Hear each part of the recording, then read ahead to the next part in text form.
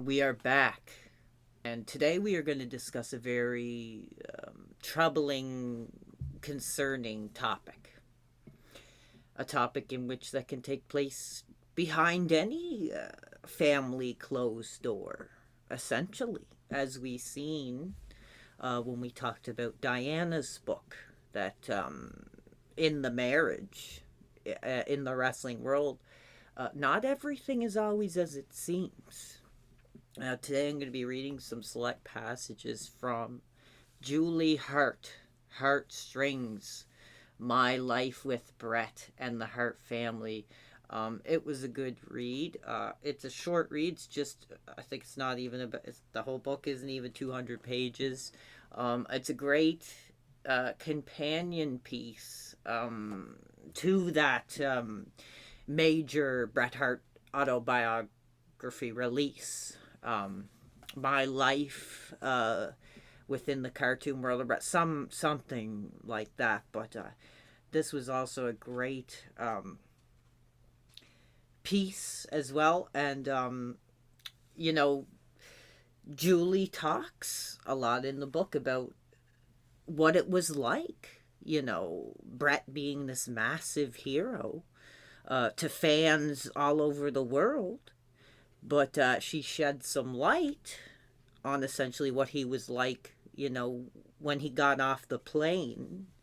And he wasn't that hitman character anymore. He was Bret Hart, husband, family man, out there cutting the grass, cooking the supper at 6 o'clock, So she provides some really great insight and makes a lot of very shocking claims, which Brett has not come out about.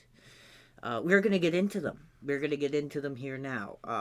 Here we go. So this essentially would be Julie speaking here now.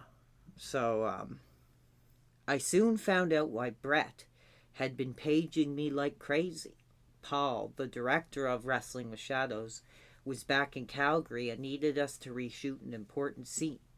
I spoke with Paul and explained our situation, and she's referencing the fact that they were divorced at this time, saying there was no way I was doing anything to help Brett.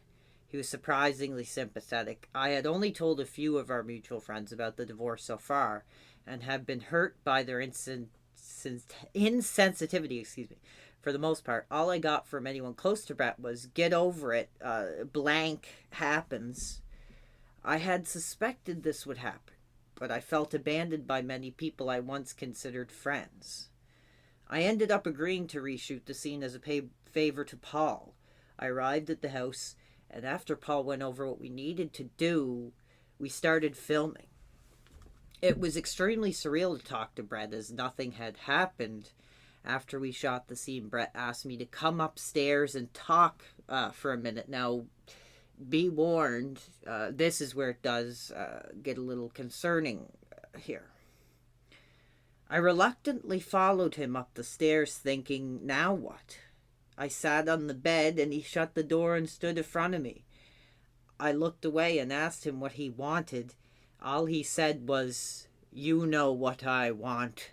He took my hand, pulled me up, and led me to the bathroom.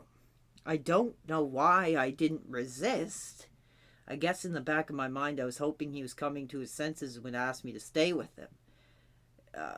And then this is very troubling. This is really shocking. As Brett puts it, one for the road, he said afterwards. I felt ashamed, feeling stupid that I had given in to those charms. Now, that is very troubling. Just the idea, Brett, this national hero, sure, he had the private issues with the wife, had the divorce, but, essentially, getting one off, to this woman who was the mother of the child and, who stood by him. And, now, he gets the ass and he's just calling it one for the road. It is troubling.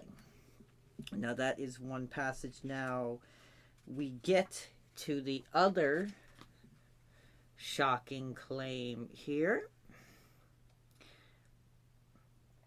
I'm just trying to get. Oh, here we go. Brett was still on the road a lot and stayed with our friend Dean whenever he slithered into Calgary. He would sometimes be home and not bother to call the kids. I would find out from friends that he was home and be furious with them. The kids would count down the days until their father returned, and he would leave them counting. They had been expecting him to be home by Canada Day. They were hoping that he would take them out to see the fireworks. He called them on Canada Day, though he had been home for days, and told them he was coming to pick them up. The kids stood on the street in front of the house for hours, on and off, all afternoon. And, in the peak of that 90s era, I can just imagine the excitement. Beans would come, I guess that's the name of the rather unorthodox name of one of the daughters now. Beans would come in with tears in her eyes asking where her dad was. I angrily called his cell, which he had shut off. I lost my cool, called the kids, told them to come inside and speak with me. I complained about their father, told him he had a girlfriend who he was probably busy smoking pot with. The older kids, Dallas and Jade, already knew about the pot smoking. They caught Brett reeking of it before. The girlfriend was new. And I told them exactly what I thought of her. I knew I had made a mistake when I saw how big and tear-filled my daughter's eyes became. I tarnished the image of her father.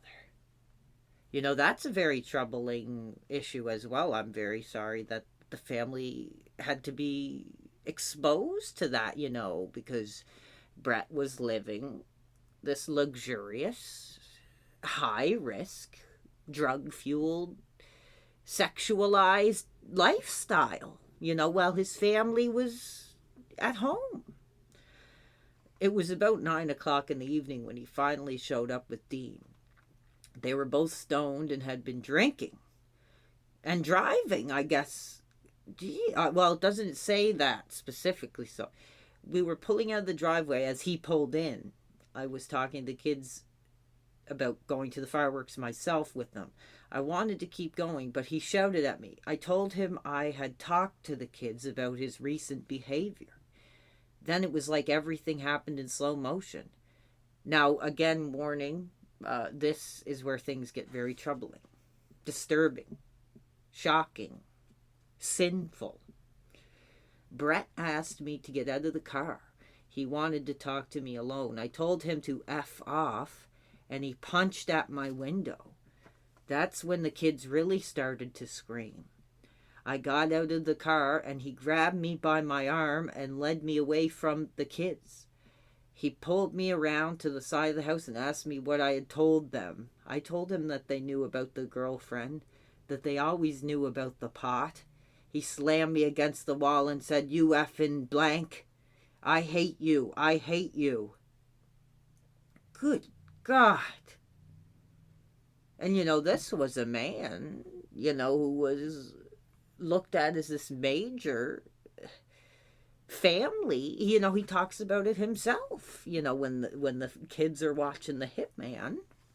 You don't need to worry what kind of content is going on the television. But if they really knew what was going on behind closed doors, they might not look at him as such a hero. This is the last passage. Again, another very shocking, almost unbelievable claim here. The next time Brett called, it was with a warning. He told me he'd gotten a test for hepatitis after going to the doctor to find out why his hands wouldn't stop itching. And I said I should probably get tested too. The fear of passing something on to my kids inspired a massive round of swearing and name-calling. How dare you do this to them? Expose them to your blanking behavior, you blanking lowlife. I curse you and every girl you've ever been with for putting my children in danger because of your self-centeredness. I don't think I took a breath in that whole moment of fear and anger.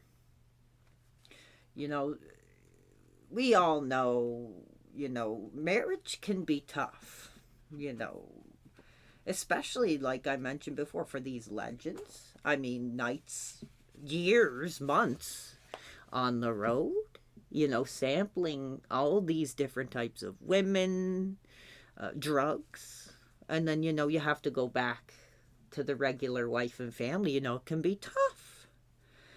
So, I don't totally blame Brett for the behavior. But in a way, I am very happy that a lot of it came forward from Julie. So I'm going to thank her for writing this book and putting the story out there. And I hope you enjoyed this video. Thank you.